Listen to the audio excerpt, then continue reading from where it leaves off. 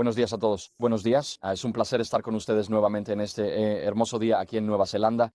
Así que voy a hablar esta mañana sobre algo que está afectando a sus hijos, les guste o no. Y es importante que entendamos de dónde vienen estas cosas para que podamos responder de una manera bíblica. Esto es un sermón sobre los últimos tiempos. Quizás lo sea, supongo. Pero hablo de esto porque muchos de nuestros jóvenes están atrapados en estas ideas, en estas ideologías, y usan un lenguaje que no entendemos, y sus hijos se van a la universidad y regresan completamente cambiados, y ahora usan palabras que nunca antes habían escuchado. Y piensas, ¿qué le pasó a mi nieto? ¿Qué le pasó a mi hijo cuando fue a la universidad? ¿Qué les están enseñando allí? Y por eso quiero hablar de estas cosas hoy, porque necesitamos ser capaces de guiar a nuestros hijos de regreso al Evangelio cuando escuchan estas ideologías sin Dios que existen allá afuera. Así que, entonces, primero voy a hablar, este es nuestro recorrido, vemos el marxismo detrás, a nuestro alrededor, luego llegaremos a conclusiones. Así que, primero voy a hablar sobre el marxismo detrás de nosotros, porque esto es lo que está impulsando mucho de lo que está sucediendo con nuestros jóvenes en las universidades, en los sistemas de escuelas públicas hoy en día, es lo que está afectando nuestros sistemas políticos nacionales. Estados Unidos acaba de experimentar un cambio importante. El péndulo cambió en Estados Unidos hace 10 días, cuando el nuevo presidente fue investido y otras partes del mundo occidental aún no han pasado por ese cambio. Nuestros hijos están siendo adoctrinados en ciertas ideologías, así que vamos a comenzar analizando la base de todo esto. Esta es la vida de un cierto caballero llamado Karl Marx. Él nació en 1818 en Alemania, en la ciudad de Treveris. En ese momento era una de las ciudades más católicas de Alemania. Étnicamente provenía de una familia judía y su padre era un judío devoto con varios rabinos en la familia extendida. Sin embargo, el padre de Karl Marx se convirtió al luteranismo alrededor de 1820 porque prefería el concepto luterano de una fe viva por encima de las tradiciones que le enseñaban los clérigos católicos. El propio Karl Marx adoptó la fe luterana hasta que fue a la universidad, donde se convirtió en un ateo convencido. Y durante esos años, de 1837 a 1841, este caballero aquí llamado Karl Marx, él se convirtió en el Marx que conocemos en la historia, y esto condujo a la publicación del Manifiesto Comunista en 1848. También se basó en lo que llamamos la dialéctica hegeliana. Es decir, si el gobierno tiene una agenda centralizar el poder, hay una tesis, una amenaza terrorista fabricada, una antítesis, un estado policial represivo para reprimir el terrorismo, y la síntesis es eliminar libertades y centralizar el poder, pasando de muchos a pocos en un gobierno centralizado. Marx escribió en 1844, la cita está en pantalla: el comunismo es el enigma de la historia resuelto, ya que sabe que es la solución. Así que lo que hizo Marx y lo que hizo Adolf Hitler y otros ideólogos a lo largo de la historia es que toman una idea y luego reinterpretan toda la historia para que parezca que la historia conduce inevitablemente al moderno Estado autoritario y represivo. Y Karl Marx hizo eso, Joseph Stalin hizo eso y Adolf Hitler hizo eso. Así que cuando tienes estas ideologías y la idea fluye a través de la historia y le dicen a su población actual que el actual Estado autoritario y represivo es el resultado natural de esta ley de la humanidad que se ha estado desarrollando durante miles de años. Y así, Marx argumentó que el comunismo es el resultado inevitable de las ideas del socialismo y en particular de lo que ellos llamaban materialismo dialéctico. Ahora, mi esposa creció en la Unión Soviética y tenía que tomar clases sobre lo que ellos llamaban DMAT. Eso es materialismo dialéctico y lo llamaban DMAT para abreviar. Ese era el término coloquial en las escuelas soviéticas. Y la idea era que las sociedades evolucionarían del feudalismo al capitalismo, al socialismo y finalmente al comunismo. Así que cuando hoy en día la gente dice que alguien es progresista en términos políticos, tienes que preguntarte ¿hacia qué estamos progresando? Esa es una pregunta importante.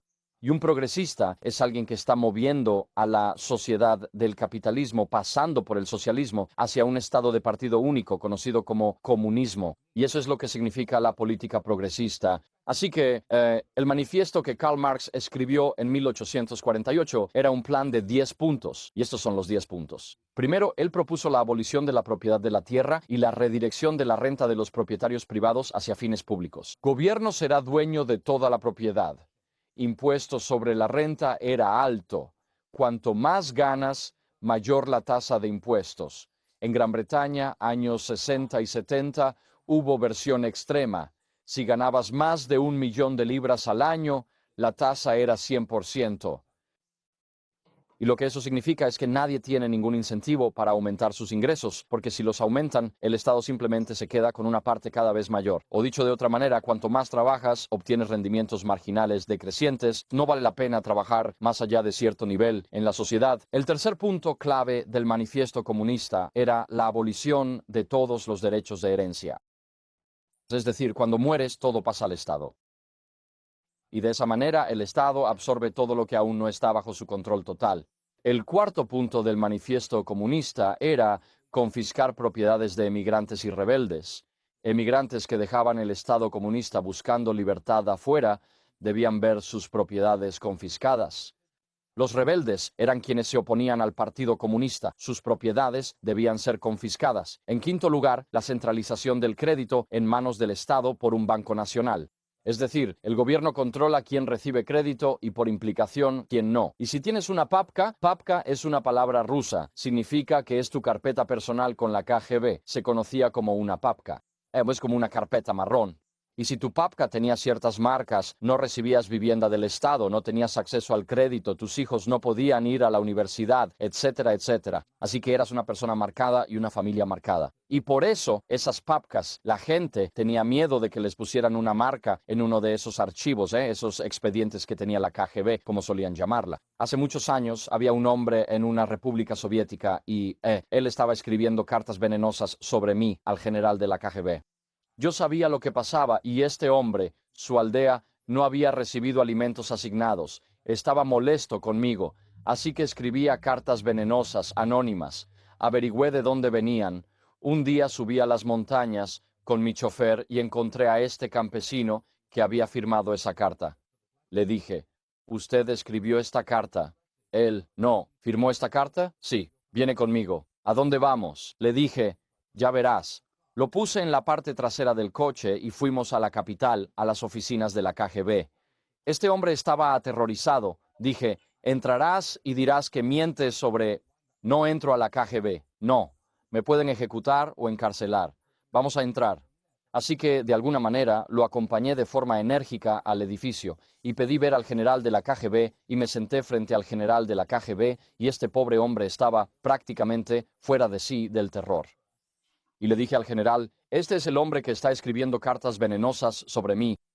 Y el general de la KGB dijo, ajá, le dije, si no se ocupa de esto, suspenderá la ayuda a este país. ¿Tenía yo autoridad para decir eso? Absolutamente no.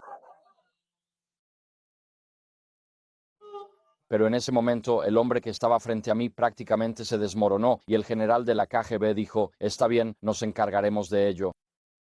Y, así que no recibí más cartas envenenadas, pero ese tipo recibió una paliza por parte de la policía ese día.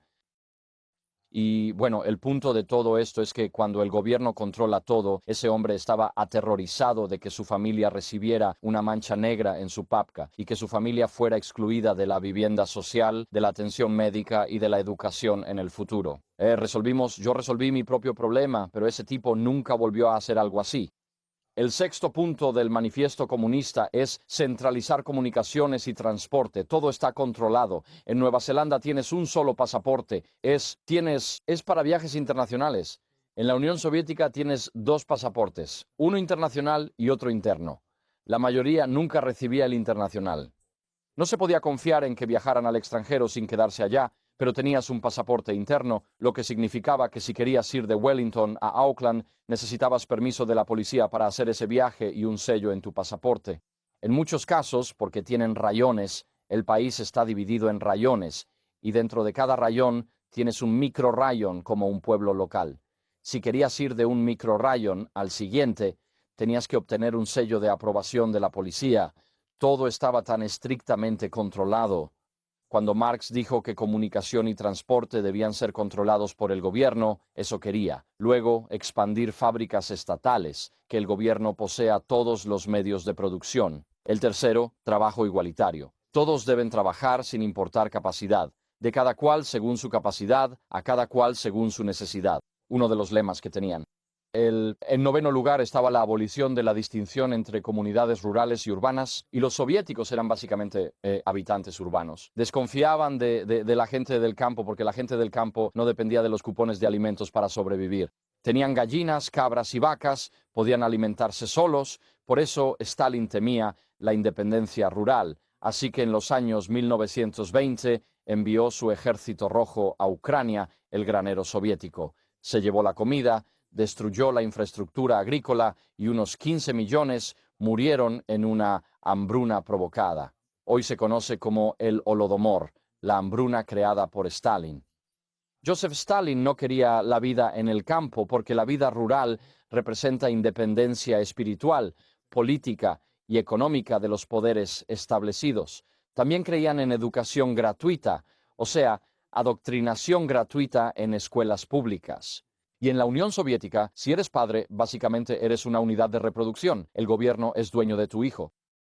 Cuando vas a dar a luz a un hijo, el gobierno determina cómo se cría tu hijo, determina la educación, determina el trabajo que tendrá, determina en qué rama del ejército servirá y dónde puede vivir. Así que eres una unidad de reproducción como esposo y esposa, pero no tienes derecho a ser padres para tus hijos. Y este programa de Karl Marx infringe los 10 mandamientos, como el derecho a poseer propiedad, que está protegido en el sexto mandamiento: no robarás. ¿Y cómo se iba a implementar este programa? Era un programa de hambrunas artificiales, asesinatos en masa, limpieza étnica y deportación de poblaciones. ¿Cómo iba a pasar esto?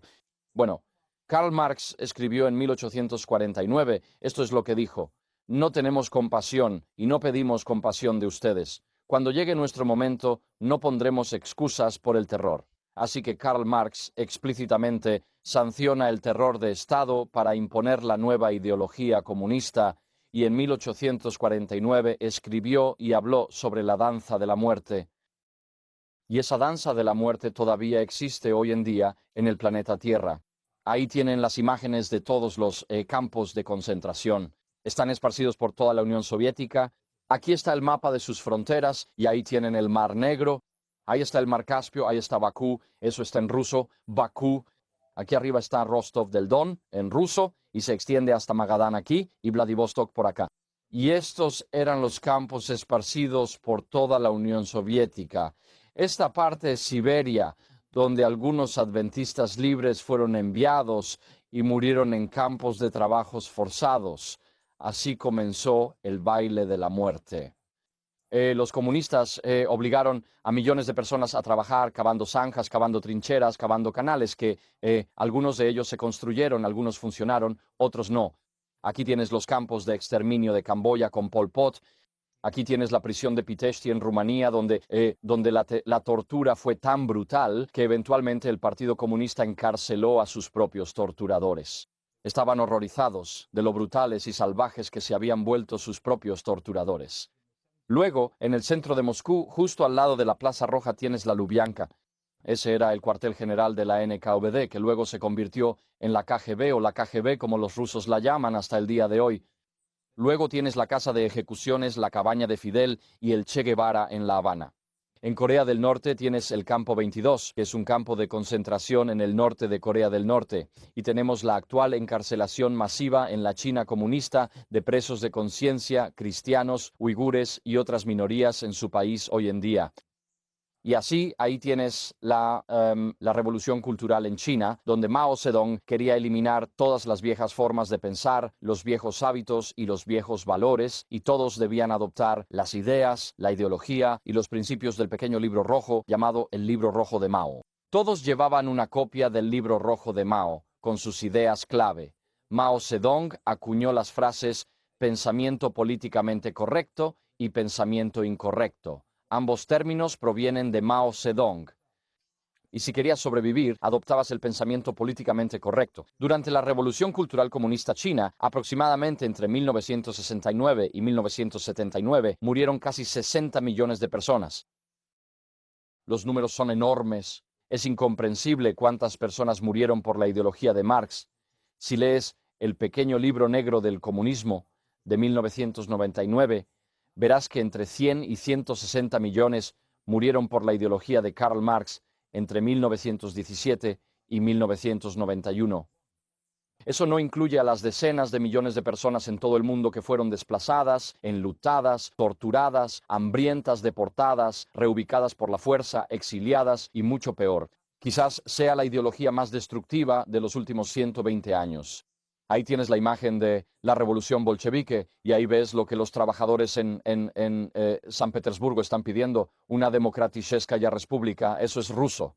Ellos están pidiendo una república democrática en lugar de la monarquía zarista. Lo que realmente obtuvieron fue la dictadura de las masas o la dictadura del proletariado por parte de Lenin y luego de Stalin. El propio Lenin no era un amante de Dios. Cuando llegó al poder por primera vez, todos los sacerdotes que habían sido encarcelados por el zar en Siberia, Lenin los dejó a todos en libertad. Él dijo: como ustedes fueron víctimas del zar, ahora vivirán en el comunismo, estarán agradecidos y apoyarán al Partido Comunista. Muchos sacerdotes progresistas pensaban que los lemas de equidad para todos y libertad, que aún se oyen en los campus universitarios, eran consignas que sonaban bien y al principio apoyaron a Lenin.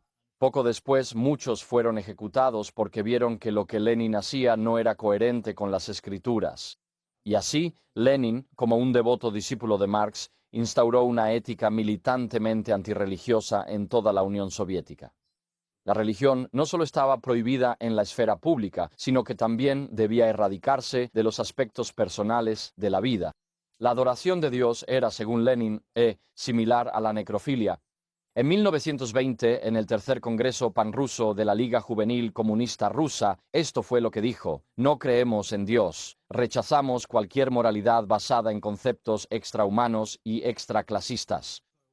Y así fue, es militantemente ateo y es un rechazo de Dios. Y él continúa diciendo en 1932 en la Liga de los Ateos Militantes. ¿Pueden imaginarlo? La Liga de los Ateos Militantes. En 1932 lanzó un plan quinquenal de ateísmo. Esto fue Stalin y había el siguiente objetivo: que no debe quedar ni una sola casa de oración en el territorio de la URSS y el propio concepto de Dios debe ser desterrado de la Unión Soviética como una supervivencia de la Edad Media y un instrumento de opresión de las masas trabajadoras. Fin de la cita.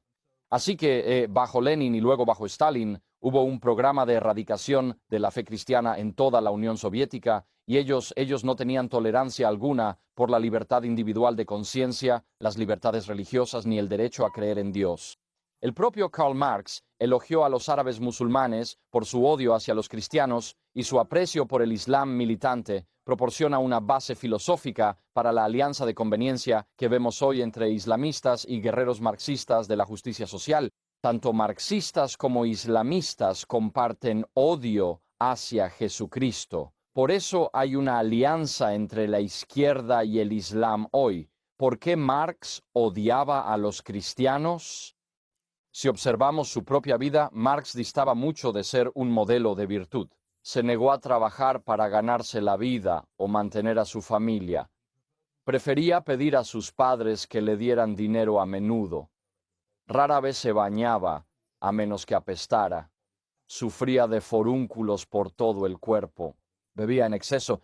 Se enfurecía repetidamente con su esposa, tuvo un hijo mediante la impregnación forzada de la criada pobre de la familia, a quien obligaba a trabajar sin salario, básicamente en condiciones de esclavitud, y despreciaba la vida familiar. Este es el héroe de los estudiantes universitarios de hoy en día. Su correspondencia personal está llena de antisemitismo y racismo abierto.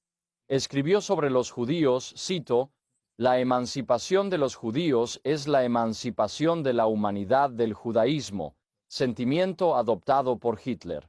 Su yerno cubano afroamericano, Marx, lo denigraba. Decía que tenía sangre negra y lo llamaba el gorila. En otros escritos usaba insultos raciales, incluso para su familia. Pero más allá de su ateísmo filosófico, sus contemporáneos notaron su intenso odio hacia Dios. Su padre dijo esto sobre Karl Marx: está gobernado por un demonio. Su hijo lo llamaba mi querido diablo. Engels, compañero marxista-leninista y revolucionario en los primeros años de 1850, se refería a Karl Marx como un monstruo de 10.000 demonios, y su esposa simplemente lo llamaba un malvado bribón. Estaba lleno de una furia maníaca contra la vida en general y contra Dios en particular. Y si miras en su poesía, encuentras pistas sobre su fascinación por la violencia, su fascinación por Satanás. Encuentras pactos de suicidio y acuerdos con Satanás y encuentras un odio hacia Dios. Escribió algo llamado El Jugador. Esto trata sobre la autodestrucción, y en este poema él se retrata a sí mismo como un violinista que invoca los poderes de la oscuridad a través de un frenético toque de su violín. Y el texto dice: hasta que enloquezco y mi corazón cambia por completo, mira la espada, el príncipe de las tinieblas me la vendió, porque él marca el ritmo y da las señales, cada vez más audazmente toco la danza de la muerte. Así que, en este pasaje, un músico invoca a Satanás, un amante ofrece veneno a su amada, y ambos corren hacia su muerte en un rechazo satánico de este mundo. Mark, el protagonista de este poema, al igual que Satanás, es el rebelde supremo contra Dios y contra el cielo. Luego tienes a Ulinem. Ulinem es un anagrama de Emanuel o Emanuel, que significa Dios. Así que, al mezclarlo todo, está hablando de la destrucción de Dios en el propio nombre de este poema en particular. Es un anagrama de Dios.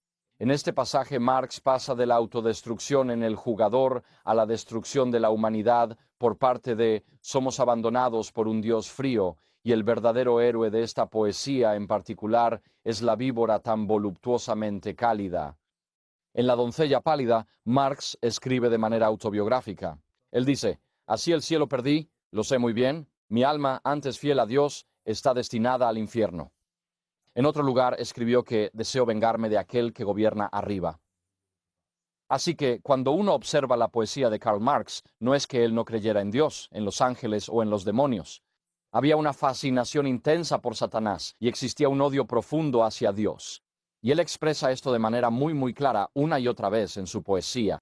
Así que en realidad no era tanto un ateo. En realidad era un satanista, y con eso venía un odio intenso hacia Jesucristo y hacia los seguidores de Jesucristo. Solzhenitsyn capturó la esencia de Karl Marx cuando dijo: dentro del sistema filosófico de Marx y Lenin, el odio a Dios es la fuerza motriz principal. Él sentía un odio hacia Dios. Y cuando escuchas los testimonios de personas que sobrevivieron, por ejemplo, a la Rumanía de Ceausescu, ellos hablan sobre el odio hacia los cristianos que era tan intenso, y los torturadores comunistas solían torturar a todos los demás de manera regular, pero si sabían que eras cristiano, tenían una crueldad especial reservada para ti. Odiaban a los cristianos con verdadera pasión.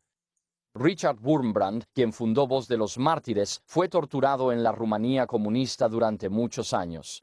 En un momento lo dejaron en una caja subterránea sin luz ni compañía humana durante más de 3 años.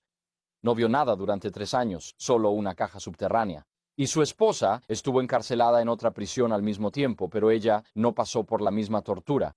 Él concluyó en su libro Marx y Satanás que Marx no era simplemente un ateo, sino que se sumergió en las profundidades del satanismo, que Marx no solo rechazó a Dios, sino que fue fiel a Lucifer.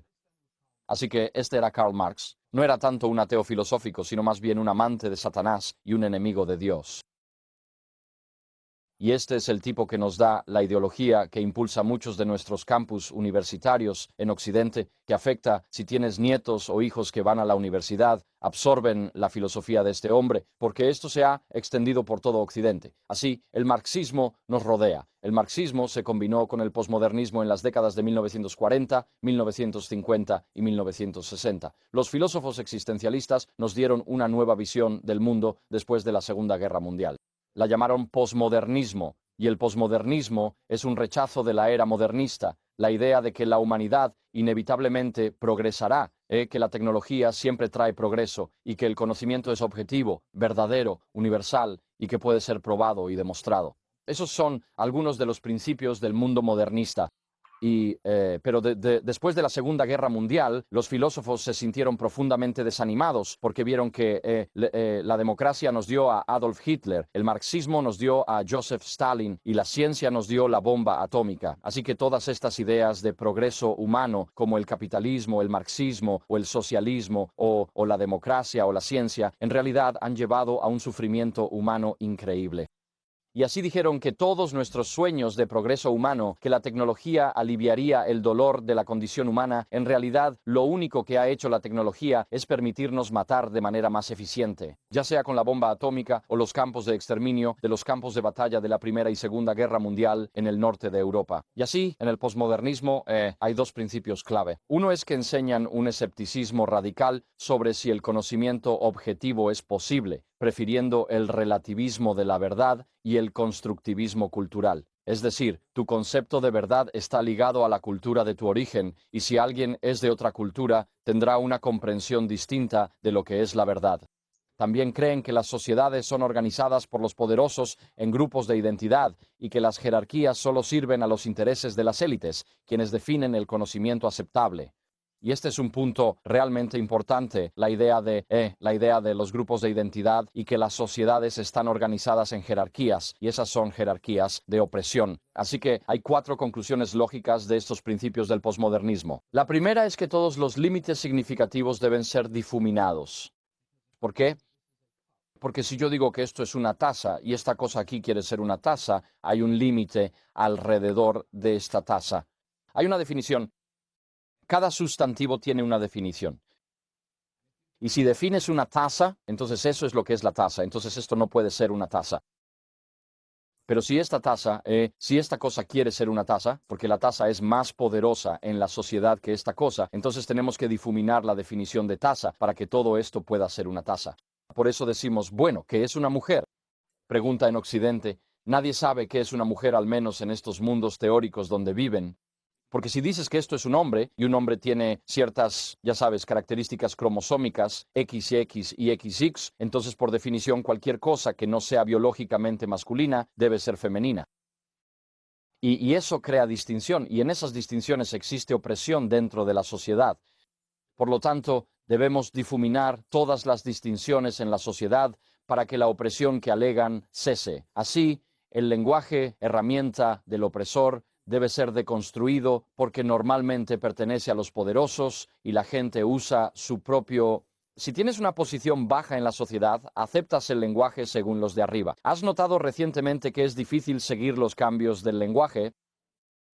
¿Verdad? El lenguaje sigue siendo redefinido. Por ejemplo, en Estados Unidos, alguien que originalmente es de África podría haber sido llamado negro, luego tal vez de color, después afroamericano. Ahora se les llama BIPOC, personas negras e indígenas de color. Es difícil mantenerse al día con el lenguaje. No es que quieras ofender, pero no sabes hacia dónde va. Y como cambia constantemente por quienes impulsan esta ideología, siempre estás en desequilibrio. Eso tiene una influencia desestabilizadora en las relaciones sociales. La idea de que todas las culturas son iguales es más importante que el individuo y es reemplazada por la identidad de grupo. Esto es absolutamente fundamental porque ya no se te juzga por el contenido de tu carácter, sino que ahora se te juzga por el color de tu piel. En Estados Unidos, aunque celebramos el día de Martin Luther King, quien dijo, sueño con el día en que no se te juzgue por el color de tu piel, sino por el contenido de tu carácter, el marxismo cultural dice, lo más importante de ti ahora es el color de tu piel. Algunos grupos étnicos son inocentes y otros culpables, te guste o no. Según tu grupo étnico, eres automáticamente opresor u oprimido. Así hemos invertido lo que Martin Luther King dijo a través de la teoría crítica marxista cultural en la sociedad occidental. Ahora, continuando con esto, nos damos cuenta de que el posmodernismo es la cuna de la desesperación para la revolución sexual y el ateísmo secular moderno. El punto sobre esto es que en la cosmovisión bíblica todo tiene un propósito, que las relaciones conyugales entre esposo y esposa tienen 2 propósitos, la procreación de los hijos y el fortalecimiento de la relación familiar de amor. En el mundo posmoderno nada tiene propósito, por lo tanto, la parte más importante de tu ser es el acto sexual en sí mismo y por lo tanto, tu orientación sexual, como la llaman, es la parte más importante de tu ser.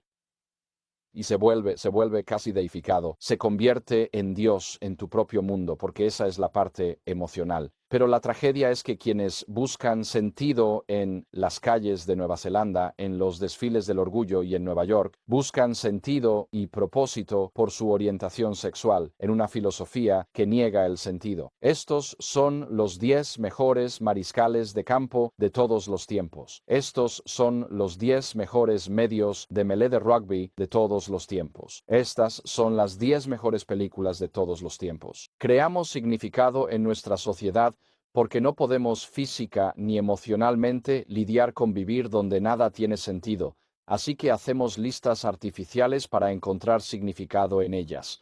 ¿Dónde estoy yo en esta jerarquía de la falta de sentido? Así que en nuestro mundo occidental ahora nada importa, nada tiene significado, nada tiene propósito. Eso significa que yo no importo y tú no importas. Y entonces lo que sucedió en los años 60 fue que la lucha de clases de Marx entre la burguesía, que son los dueños de las fábricas, y el proletariado, los trabajadores, esa es una lucha de clases económica. Eso fue reinterpretado como una lucha entre opresores y oprimidos, y esa dinámica de opresores y oprimidos funciona en múltiples dimensiones. En los estudios postcoloniales, los colonizadores y los colonizados. En los estudios feministas, entre hombres y mujeres, se llama misoginia. En los estudios LGBTQ, heterosexuales y los demás. A eso se le llama homofobia y existe entre blancos y no blancos. A eso se le llama racismo. Y así la teoría crítica aplica la ideología marxista y el posmodernismo, por lo que terminas con lo que se llama una jerarquía de opresión. Y esa es actualmente la jerarquía de opresión que ves en la pantalla ahí. En la cima están hombres blancos, cisgénero, heterosexuales. Ellos oprimen a todos los demás. Son los más malvados. Luego, mujeres blancas, cisgénero, heterosexuales. Sufren misoginia de los hombres, son víctimas, pero también oprimen a los de abajo. Luego, debajo de ellas, los hombres blancos, cisgénero, homosexuales o bisexuales, sufren homofobia de los de arriba. Luego, ellas experimentan homofobia y así sigue, bajando por toda la lista. A medida que bajas en la lista, estas personas oprimen a todos los que están aquí. Estas personas aquí son víctimas de estas personas, pero oprimen a todos los que están más abajo. Y si eres una niña en la escuela, aquí arriba, eres una chica blanca heterosexual, eres culpable de toda la opresión de estos grupos de aquí abajo a lo largo de toda la historia. Esa es una carga existencial terrible de culpa para poner sobre las niñas. Por eso las chicas jóvenes no pueden convertirse en hombres. No van a volverse negras o morenas si son blancas, así que saltan hasta aquí. Se vuelven transgénero porque así se liberan de toda la culpa ideológica de oprimir a todos estos grupos de aquí arriba. Y por eso, esta es una de las principales razones por las que las chicas jóvenes cambian al transgenerismo. Por eso también se llama teoría crítica, porque el punto de la teoría crítica es que no está pensada para ayudarte a pensar críticamente sobre la sociedad. El objetivo de la teoría crítica es criticar todo lo que hay en Occidente, problematizarlo todo, hacer que todo sea problemático, que todo sea racista, homofóbico, transfóbico, etcétera, para que la gente pierda la voluntad de defender su sociedad desde dentro y así la sociedad simplemente se disuelva. Así que tenemos debates como ¿es mi bandera racista ahora? Si mi bandera es racista, ya no la pondré afuera de mi casa. ¿Es mi nación sistémicamente racista? Entonces, ¿por qué la defendería? Si una nación es sistémicamente racista, nadie querrá servir en el ejército ni en la policía.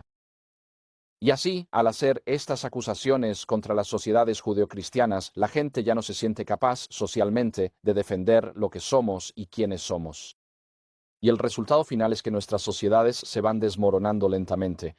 La idea es que podamos resurgir como un superestado marxista. Este es el objetivo principal de la teoría crítica. Así que la teoría crítica es un marco filosófico marxista y deconstruccionista que entiende todas las relaciones humanas a través del prisma del poder, dividiendo el mundo entre oprimidos y opresores. Cuando hablan de la epistemología del punto de vista, la idea es que los opresores ven el mundo desde su propia perspectiva. Volvamos aquí. Entonces, estos tipos aquí ven el mundo solo desde su propia perspectiva, pero estas mujeres aquí lo ven desde su perspectiva y también desde la perspectiva de estos tipos, así que tienen una visión dual.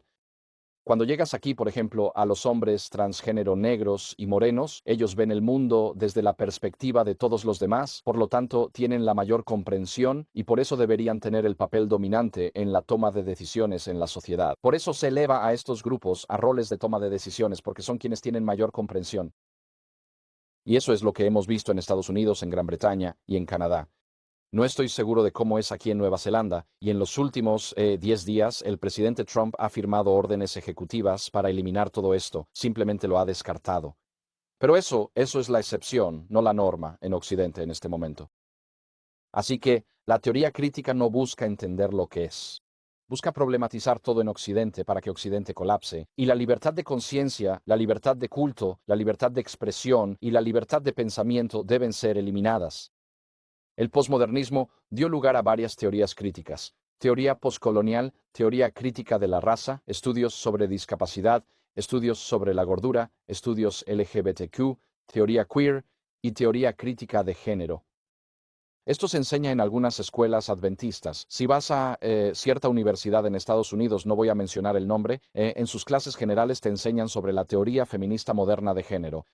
Así que elijan cuidadosamente a dónde envían a sus jóvenes. Revisen los planes de estudio, hablen con los profesores, visítenlos y pregúntenles cuál es su postura sobre estos temas. De lo contrario, su hijo regresa a casa radicalizado, adoctrinado y odiándolos por ser opresores. Por eso, deben pensar muy bien a dónde envían a sus hijos, porque algunas de estas ideas incluso, sí, han llegado a las universidades adventistas. Este hombre aquí, Ibram X. Kendi, ese no es su verdadero nombre. Lo cambió porque nadie le tenía un nombre común, así que lo cambió a Ibram X. Kendi, porque es más comercializable, escribió un libro llamado Cómo ser un antirracista en 2020. Para él, el antirracismo es apoyar políticas que igualen las disparidades raciales entre todos los grupos étnicos, mientras que el racismo es cualquier política o idea que cause desigualdad racial. ¿Eres racista o eres antirracista? Simplemente no ser racista significa que aún eres racista. Ahora, en sus escritos, que son muy influyentes, si eres homofóbico, es decir, si no aceptas completamente la cultura y el estilo de vida LGBTQ, eres por definición un racista. Si eres transfóbico, es decir, si niegas la ideología trans de alguna manera, sigues siendo racista. Para Kendi, apoyar o creer en el capitalismo y el capital privado es ser racista. Él cita, amar el racismo es terminar amando el capitalismo. Fin de la cita. Y durante los disturbios por la muerte de George Floyd en 2020 en Estados Unidos, la Universidad de Andrews se declaró oficialmente una institución antirracista. No creo que la Junta entendiera lo que se les pedía que declararan, pero hicieron la declaración oficial. Ahora somos una institución antirracista. Afortunadamente, hay un nuevo liderazgo allí y no promueven estas ideologías, pero no han retractado esa declaración públicamente. Esto incluso afecta a las instituciones adventistas. Y así, la batalla decisiva contra el cristianismo, según los surrealistas franceses, solo puede librarse en el ámbito de la revolución sexual. La revolución sexual va más allá de las cuestiones de economía o política. Llega al corazón de lo que significa ser un ser humano, a nuestra propia identidad. Y así como Marx llamó a los trabajadores a unirse a la lucha contra la opresión de la burguesía, ahora la revolución sexual del marxismo cultural nos llama a rebelarnos y rechazar cualquier represión sexual por parte de sus opresores. Ahora, los opresores son quienes defienden la moralidad bíblica. La revolución sexual sostiene que cualquier restricción a la expresión sexual es represiva y dañina, por lo que todo freno moral debe ser rechazado. Esa es la ideología que se enseña en escuelas públicas en Occidente. Y cuando envías a tus hijos al jardín de infancia en los grados 1, 2, 3 y 4, en Gran Bretaña eso es lo que les están enseñando. ¿Y sabes qué grupo se opone a esto? No son los cristianos, son los musulmanes. Vimos en Gran Bretaña hace 2 o 3 años que el gobierno implementó un nuevo plan de estudios para niños de jardín de infancia y de los grados 1 a 4. Los cristianos no protestaron. Los musulmanes salieron por miles en Birmingham, se manifestaron y alzaron la voz, y el gobierno retiró el plan de estudios para más consultas, lo cual era una forma educada. Cuando los musulmanes se enfrentan a los revolucionarios sexuales, los musulmanes van a ganar.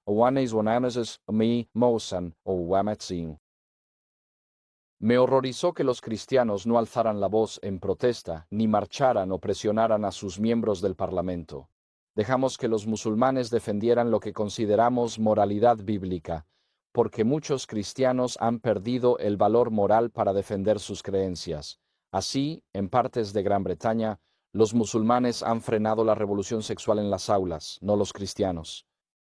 La ideología transgénero es la mayor rebelión contra el orden de Dios. Es el grupo más oprimido, según la teoría crítica. Actualmente, en su mayoría, son chicas adolescentes blancas que recurren al transgenerismo debido a 4 factores. Las chicas adolescentes no pueden competir con las imágenes retocadas del cuerpo femenino que inundan nuestra sociedad. No pueden competir. A nadie le importa cómo se ven los chicos. Pueden oler a sudor, tener el pelo largo y grasoso, su ropa no combina. A nadie le importa porque son chicos. Pero si eres una chica, estás compitiendo contra la revista Cosmo y ellas no pueden hacer eso. Así que es más fácil convertirse en chico porque a nadie le importa cómo te ves. El segundo factor que impulsa a las chicas hacia esto es que, a los chicos y sus cuerpos nadie los somete a tanta presión. A nadie le ponen nota al cuerpo de los chicos, no les dan un 1 de 10, pero a las adolescentes las califican todo el tiempo y ellas lo odian. Son cosificadas en nuestra sociedad occidental. Convertirse en chico le permite a una chica escapar de toda esta presión social y las redes sociales proporcionan el acelerante social para que las chicas hagan esto. Si tienes una joven en casa, cuida muy bien lo que ve en Internet. Hay casi miles de influencers trans en Internet animando a las chicas a emprender este camino, y ellas mismas han pasado por muchas etapas, y hay muchos estilos de ropa que se venden en tiendas convencionales en la calle principal que animan a las chicas a seguir esta ruta. Cuida mucho a tus hijas. Haz que lleguen a la adultez sin pasar por estas tonterías, porque al identificarse como transgénero, las chicas blancas de clase media quedan más abajo en la pirámide de victimización que las personas negras heterosexuales o LGB, así que ya no se les puede acusar de racismo. Así que hay un motor ideológico detrás de esto, y hay un libro muy bueno sobre este tema que estuvo disponible en Amazon. Fue retirado tras una enorme presión. No sé si ha vuelto a estar en Amazon, pero se llama Irreversible Damage de Abigail Shrier, y les animaría a leer ese libro. Lo que me resulta interesante es que no se escuchan muchas voces cristianas protestando contra esta destrucción del orden de la creación. Son los escritores laicos y los musulmanes quienes están oponiéndose a estas cosas, pero no tanto los cristianos protestantes. Es que perdimos la confianza en defender lo que creemos. Y si no defendemos lo que creemos, perderemos a nuestras hijas y a nuestros nietos, a nuestras nietas en particular. Los chicos son menos susceptibles. Sabes que una chica va por ese camino si tiene piercing en el tabique, pelo azul, tatuajes y escupe odio al hablar. Lo que vimos tras la elección de Trump no es caricatura, son personas reales que viven así. Esa era la hija de alguien antes de que la ideología se metiera en su cabeza. A lo largo de los siglos, Satanás siempre ha atacado a la Iglesia de Cristo. Siempre ha habido un remanente fiel en cada generación y debemos preguntarnos, ¿cómo respondemos a estas cosas que suceden a nuestro alrededor? Bueno, hay una posible respuesta que podríamos tener y esa es la huida. Mateo 5:15. Jesús dice esto: Nadie enciende una lámpara y la pone debajo de un cajón, sino sobre el candelero y alumbra a todos los que están en la casa. Así alumbre vuestra luz delante de los hombres, para que vean vuestras buenas obras y glorifiquen a vuestro Padre que está en los cielos. Pero el punto de esto es que muchos cristianos están escondiendo la lámpara. No quieren que el mundo sepa en qué creemos. Nos da vergüenza predicar y decir en público lo que creemos. Tememos decir cosas en redes sociales por miedo a ser cancelados o perder el trabajo, sobre todo si trabajas en el sector público.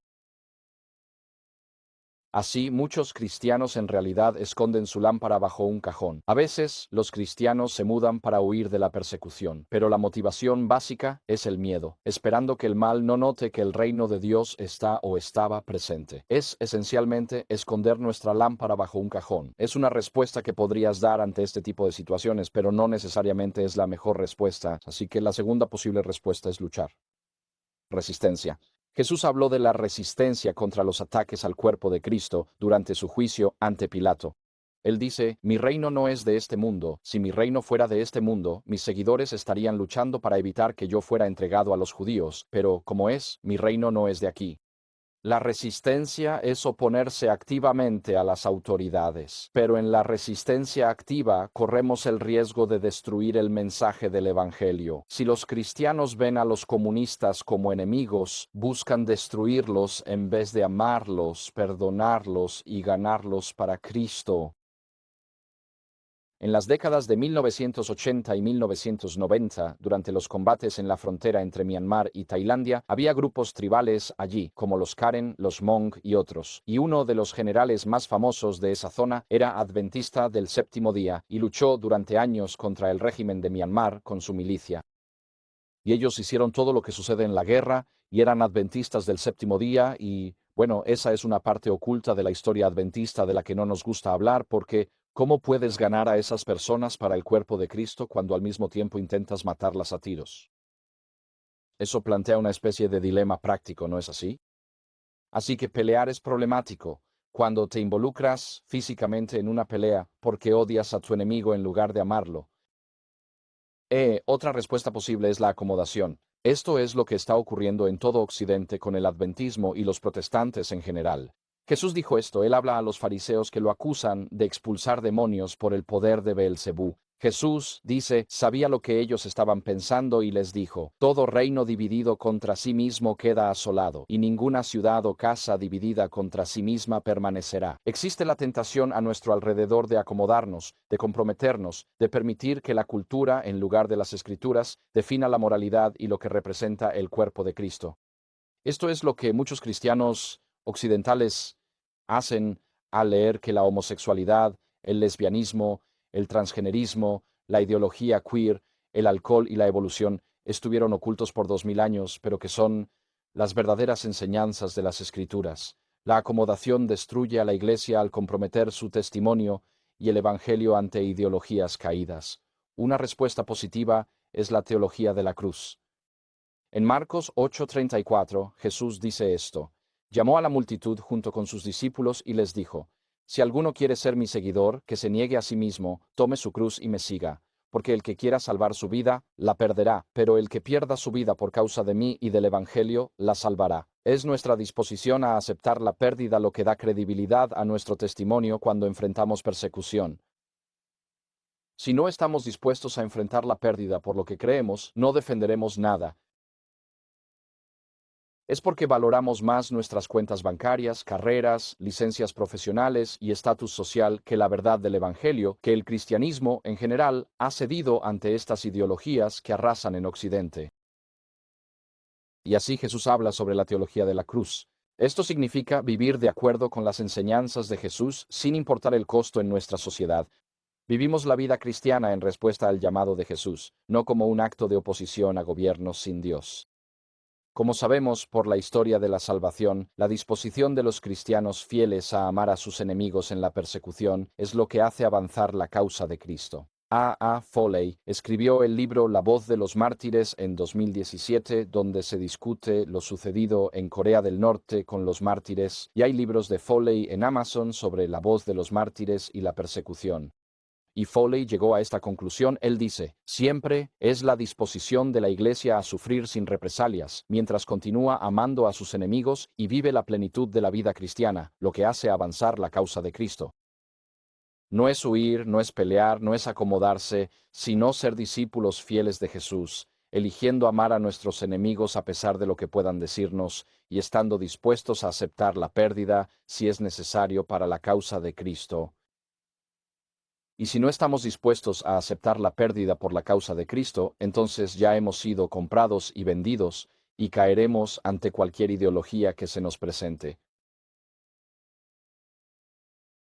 Así que, como los hijos fieles de Dios en la época de Elías, cuando los profetas se escondían en cuevas, o en la era apostólica, cuando los apóstoles se movían de ciudad en ciudad para mantenerse un paso adelante de la persecución, o como los evangelistas en la China comunista de Mao que iban de aldea en aldea para evitar a la policía secreta, o como los adventistas rusos que soportaron sufrimiento bajo la misma ideología que ahora impacta a todas las universidades en Occidente, necesitamos considerar dónde estamos como individuos, familias y congregaciones.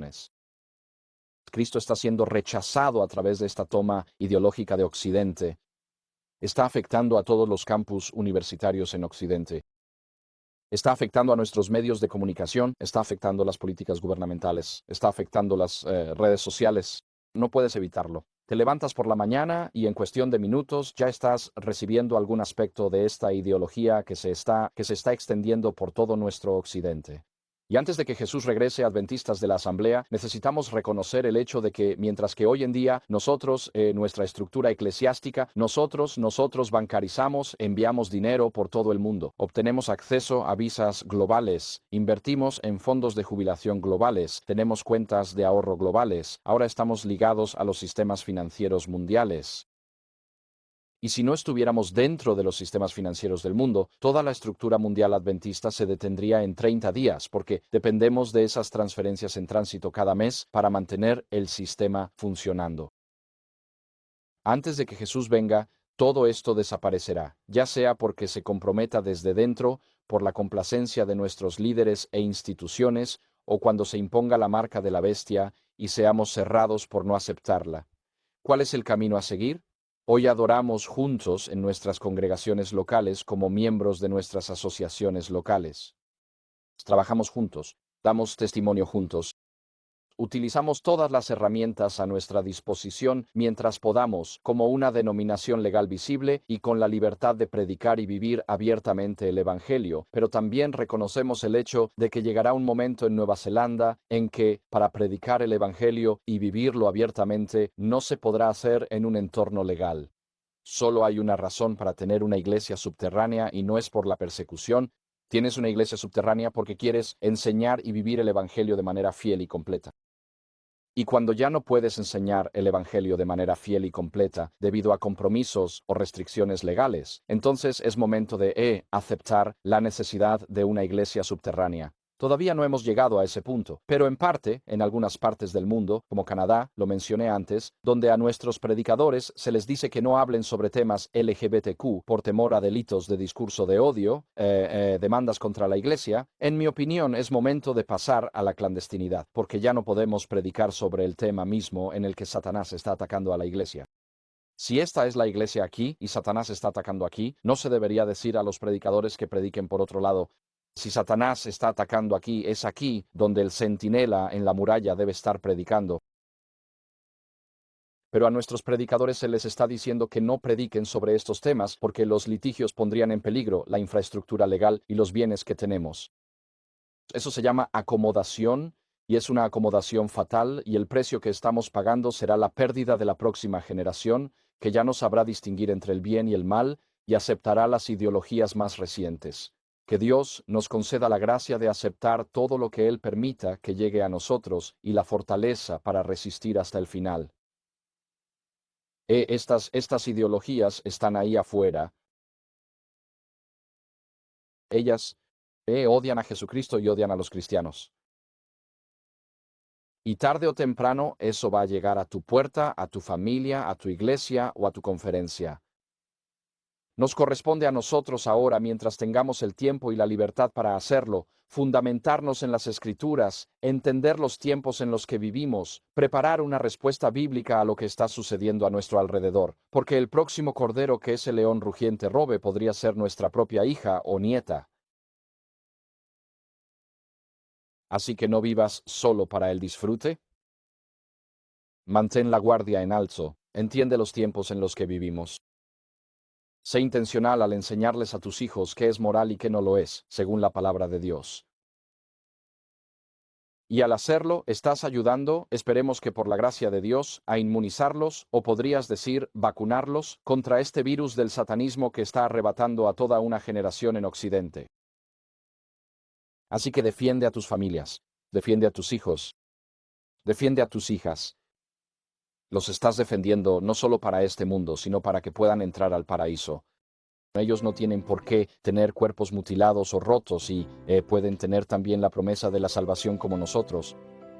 Si amas a tus hijos, lucha por ellos. Comprende estas ideologías. Entiende cómo responder a esto. Habla abiertamente de ello con tus jóvenes y hazles saber que los caminos de Dios son mucho mejores que los caminos rotos de este mundo. Y hasta que nos volvamos a encontrar, sé fiel al Señor. Sé fiel a sus enseñanzas y sus mandamientos y pide cada día ser llenado del Espíritu Santo. Y si no nos volvemos a ver, nos veremos en el cielo. Y que Dios te bendiga, que Dios te guarde. Amén.